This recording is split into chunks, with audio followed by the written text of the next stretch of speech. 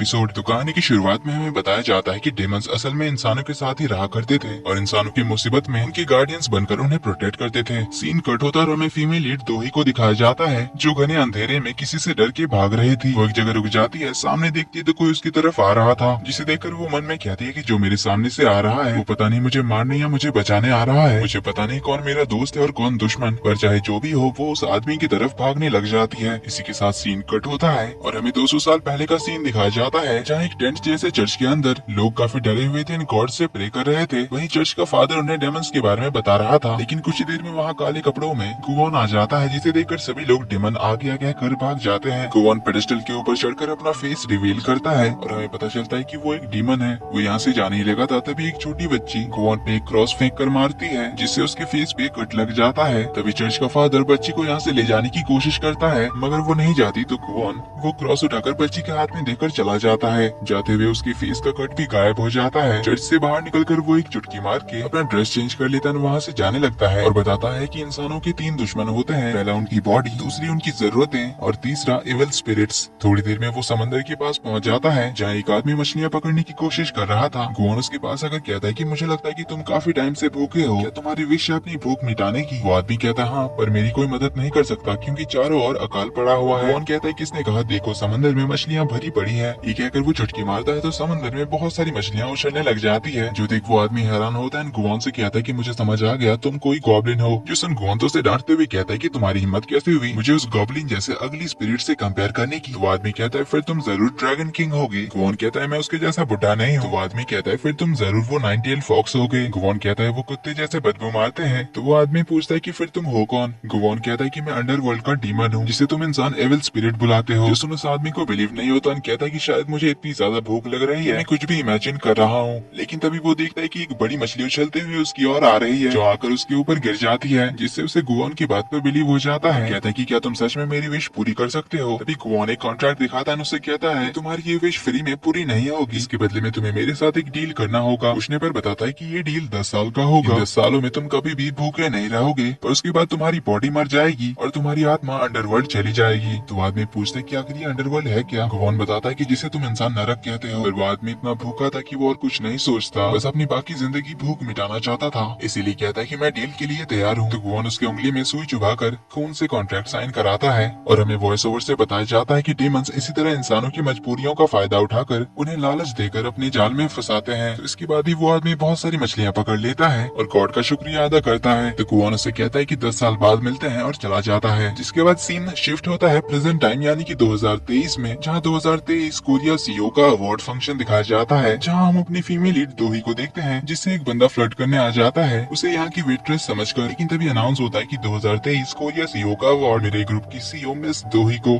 जो सुन उस बंदे का मुंह खुला का खुला रह जाता है। दोही अपना अवार्ड लेने के लिए स्टेज पर जाती है, जहाँ हमें पता चलता है कि मेरे ग्रुप कोरिया की one of the leading F&B यानी कि फूड एंड बेवरेज कंपनी है। सीन कट होता है, अगले दिन हमें दोही को दिखाया जाता है जो न्यूज में उनके कंपनी का हाल ही में रिलीज किया हुआ चिलिंग जूस का आर्टिकल पढ़ रही थी, जिसमें जानबूझकर किसी ने उनके प्रोडक्ट के बारे में गलत इन्फॉर्मेशन दिया था, जिसके बारे में वो अपनी सेक्रेटरी मिस शिन को पता करने के लिए कहती है। फिर अचानक वो यहाँ से अपने दूसरे ऑफिस जाने की बात करती है, जिसमें मिस शिन कहती है कि आप ऐसे हमेशा इसे अवॉइड नहीं कर सकती। दोही कहती है कि मेरे पास इन फालतू ब्लाइंड डेट्स के लिए टाइम नहीं है। मिस शिन कहती है कि पर इससे मैडम जू बिल्कुल भी खुश नहीं होंगी। अभी दोही को मैडम जू का कॉल आ जाता है, जिसे वो ऑलमाइटी जू बुलाती है। तो उनके कुछ कहने से पहले ही दोही पूछती है कि क्या आपने चेकअप करा लिया? मैडम जू पूछती क्या तुम्हें मिस शिन ने बता दिया? क्या आज तुम्हें कहाँ जाना है? दोही एक इम्पोर्टेंट काम का बहाना देने लग जाती है। जो सुन मैडम जू कहती है कि ठीक है फिर मैं भी अपना इलाज बंद कर देती हूँ, अगर तुम डेट पर नहीं जाओगी तो मुझे भी कोई चेकअप कराने का शौक नहीं है। जो सुन दोही मान जाती है, कहती है कि ठीक है मैं डेट पर जाऊंगी और आप भी अपना चेकअप करा लेना। जो सुनकर ही मैडम जू कॉल काट देती है और इधर दोही मिशन से पूछती कि आखिर मुझे कितनी देर तक उस डेट वाले बंदे को झेलना पड़ेगा। मिशन बताती है बस आधे घंटे तक। तो दोही चली जाती है उस ब्लाइंड डेट से मिलने के लिए। इधर हम गुवॉन को एक ऐसी जगह पर देखते हैं जहाँ पर बहुत सारी घड़ियां लगी हुई थी, जिसमें से एक घड़ी में 12 बजते ही गुवॉन अपने शिकार को ढूंढने के लिए चला जाता है, जो कि एक माफिया गैंग का बॉस होता है। वो एक सोना में आराम कर रहा था, बाहर उसके आदमी वेट कर रहे थे। तभी अचानक उसके सामने सब कुछ रुक जाता है और सामने से अपना गुवॉन एंट्री मारता है, जो उसका साइन किया हुआ कॉन्ट्रैक्ट दिखाकर बताता है कि तुम्हारा टाइम खत्म हो चुका है। पर वो माफिया बॉस गुवॉन की ओर सनडाइल फेंक कर भागने लगता है, लेकिन उसका कोई फायदा नहीं होता।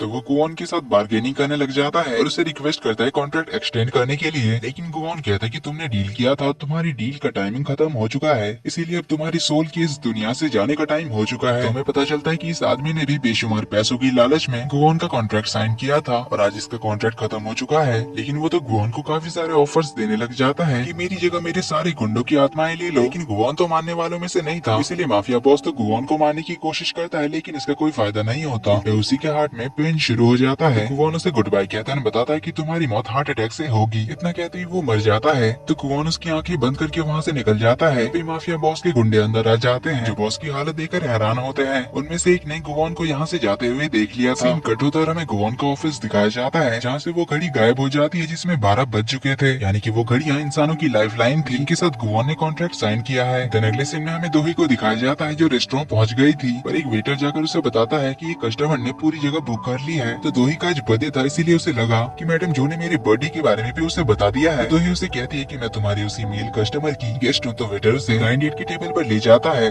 तो दोही जाके उसके सामने बैठते ही कहती है, मैं तुम्हें पहले ही बता देना चाहती हूँ कि मेरी शादी मेरे काम से हो चुकी है, इसीलिए मुझे लड़कों में कोई इंटरेस्ट नहीं है। लेकिन तभी वो ब्लाइंड डेट जो पेपर पढ़ रहा था वो पेपर नीचे करता है, जो कि हमारा गुवोन निकलता है, जिसे दोही देखते ही रह जाती है। पर भाई अपना सैवेज रिप्लाई देते हुए कहता है कि तुम शादी अपने पिलो से करो या फिर अपने काम से, मुझे क्या फर्क पड़ता है। अगर तुम्हें ऐसे ही किसी को अपना पर्सनल इन्फॉर्मेशन देने का शौक है तो मैं तुम्हारे बैंक अकाउंट का पासवर्ड जानना चाहूंगा। जो सुन दोही थोड़ा चिढ़ते हुए कहती कि क्या हम कभी साथ में स्कूल गए हैं। गुवोन रोडली कहता है कभी नहीं। दोही पूछते फिर क्या हमने कभी डेट किया है। गुवोन कहता है कोई चांस ही नहीं। तो दोही चिढ़ते हुए कहती कि अगर हम साथ स्कूल नहीं गए, ना ही हमने कभी डेट किया, तो आखिर तुम्हारे मैनर्स कहाँ हैं। गुवोन कहता है कि मेरे सामने इंसानों की कोई औकात नहीं है। जिसन दोही को तो बहुत ही गुस्सा आता है, इसीलिए वो उठकर जाने लगती है। लेकिन तभी उसे मैडम जू का मैसेज आ जाता है, उस लड़की के साथ तुम्हारा सब कुछ सही चल रहा है ना, अगर कुछ भी गड़बड़ किया तो तुम्हें पता ही है मैं क्या करूंगी। इसीलिए दोही अपने फोन में टाइमर ऑन करती है 30 मिनट का और टेबल पर बैठ जाती है। जो देख गुवोन कहता है कि ओ हेलो, मैंने ये पूरा रेस्टोरेंट बुक किया है शांति से खाना खाने के लिए। दोही कहती है अच्छी बात है, पर थोड़ा ऑकवर्ड भी लग रहा है। तो गुवोन कहता है कि क्या तुम्हें समझ नहीं आता, शहर में और भी कई सारे रेस्टोरेंट्स हैं, तुम कहीं और नहीं जा सकती। जिसपे दोही कहती है तो तुम ही जाओ, तुम्हें तो पता भी होगा उन जगहों के बारे में। कहकर वो तो दूसरी और फेस कर लेती है। और इससे गुवोन को तो बड़ा ही गुस्सा आ रहा था। वो मन में कहता है आखिर ये पागल इंसान इतनी जिद्दी क्यों है। दूसरी ओर हमें दोही के असली ब्लाइंड डेट को दिखाया जाता है, जो किसी अलग ही रेस्टोरेंट में बैठा हुआ था और वो दोही का प्रोफाइल देख रहा था, जिससे हमें पता चलता है जब वो 11 साल की थी तभी उसके मॉम एंड डैड की डेथ हो गई थी। तब मेरे ग्रुप की चेयरवुमन मैडम जू ने दोही को अडॉप्ट किया था और अब वही उनका मेन बिजनेस चला रही है, जिससे हमें समझ आता है कि दोही गलती से दूसरे रेस्टोरेंट में आ गई है और गुवोन को अपना ब्लाइंड डेट समझ रही है। तो दोनों शांति से खाना खा रहे थे, लेकिन दोही उसे सवाल करने लग जाती है, जिससे तो गुवोन का दिमाग खराब हो जाता है। वो कहता है कि शांत नहीं रह सकती क्या, लेकिन तुमने यहाँ आकर मुझे बहुत ही ज्यादा डिस्टर्ब किया है। जो सुन दोही भी कहती कि मुझे भी यहाँ आने का बिल्कुल भी शौक नहीं था, बस और कुछ मिनट के लिए पोलाइटली रहो और अपना बिहेवियर ठीक करो, अब से तुम मुझसे रूडली बात कर रहे हो। जिस पर गुवोन कहता है कि तुमने यहाँ आकर सबसे बड़ी रूड हरकत करी है। दोही कहती पहले तुमने मुझसे रूडली बर्ताव किया, इसीलिए मैं तुम्हें बस सच का आईना दिखा रही हूँ। दिन से कहते हैं कि हमें कुछ बहानों के बारे में सोच लेना चाहिए, जिससे हम हमारी फैमिलीज को कन्विंस कर सके कि हमारे बीच कुछ भी सही नहीं हुआ। दोही तो खुद ही उसे आइडियाज सजेस्ट करे जा रही थी, पर इससे गुवोन तो बड़ा ही इरिटेट हो चुका था। वो दोही से कहता है कि आखिर तुम करने क्या आई हो यहाँ पर और मेरे साथ ऐसा क्यों कर रही हो। दोही कहती है कि मुझे कोई शौक नहीं है ये सब करने का, मैं बस ऊपर वाले का ऑर्डर फॉलो कर रही हूँ। गुवोन शॉकिंगली कहता है कि ऊपर वाला। दोही कहती कि मैं ऑलमाइटी के ऑर्डर्स को कैसे मना करूँ। गुवोन ऑलमाइटी से गॉड समझ लेता है, क्योंकि वो ऊपर वाले का ऑर्डर और ऑलमाइटी से गॉड को समझ लेता है, जिसे वो तो थोड़ा नर्वस होकर पूछता है कि आखिर तुम हो कौन और तुम्हें किसने भेजा है। तो दोही अपना बिजनेस कार्ड निकालकर उसे देती है और गुवोन को अपना बिजनेस कार्ड देने के लिए कहती है। गुवोन कहता है कि मैं अपना पर्सनल इन्फॉर्मेशन किसी स्ट्रेंजर को नहीं देता। इस पर दोही कहती कि मुझे पता है कि तुम्हें भी यहाँ पर फोर्सफुली आना पड़ा, मेरी तरफ पर हमें एक दूसरे के साथ मिलकर काम करना चाहिए ताकि हम इस सिचुएशन से बचकर निकल सके। तो गुवोन उसे अपना बिजनेस कार्ड दे देता है, इससे हमें पता चलता है कि वो सुनवॉल फाउंडेशन का ओनर है। लेकिन दोही को इसके बारे में कुछ पता नहीं था। इस पर गुवोन तो उसे अपने फाउंडेशन के बारे में लेक्चर देने लग जाता है कि क्या तुम्हें मेरे लेजेंडरी फाउंडेशन के बारे में नहीं पता। वो न्यूज़पेपर में उसका पोस्टर भी दिखाता है और उसे बताता है कि मेरा फाउंडेशन ट्रेडिशनल आर्टिस्ट जैसे कि singers, dancers, actors, traditional painters इन सभी को सपोर्ट करता है, जिससे हमारा कल्चरल इम्पैक्ट बढ़ता है और आने वाले फ्यूचर के जनरेशन को हमारे कल्चर के बारे में पता चलता है। तो तुम मेरे इस रेप्यूटेड इंस्टीट्यूशन के बारे में कैसे नहीं जानती कि तुम्हें अपने कल्चर और ट्रेडिशंस के बारे में जानना नहीं चाहिए। वही तो उसके लेक्चर से इरिटेट ही हो जाती है। तो उसे कहती कि मुझे सारे ट्रेडिशंस के बारे में पता है पर मेरी सोच थोड़ी मॉडर्न है। तो गुवोन उससे पूछता है कि आखिर तुम्हारे उस ऊपर वाले का ऑर्डर क्या है। जो सुन दोही शॉकिंगली पूछती कि क्या तुम्हें इसके बारे में कुछ भी नहीं पता। गुवोन पूछता है कि आखिर यहाँ पर चल क्या रहा है। दोही कहती कि चलो जब तुमने पूछ ही लिया है तो हम इस ब्लाइंड डेट के बारे में बात कर लेते हैं। गुवोन शॉकिंगली पूछता है कि ब्लाइंड डेट। दोही कहती हाँ, हम दोनों की सेटिंग कराने के लिए यहाँ पर भेजा गया है। जो सुन गुवोन शॉकिंगली कहता है कि क्या गॉड हमें सेट कराना चाहते हैं। जो सुन दोही तो हंसने ही लग जाती है, कहती है कि उन्हें गॉड बुलाना कुछ ज्यादा ही हो गया, मैंने तो बस उनका नाम ऑलमाइटी जू करके सेव किया है, तुमने तो उन्हें भगवान ही बना दिया।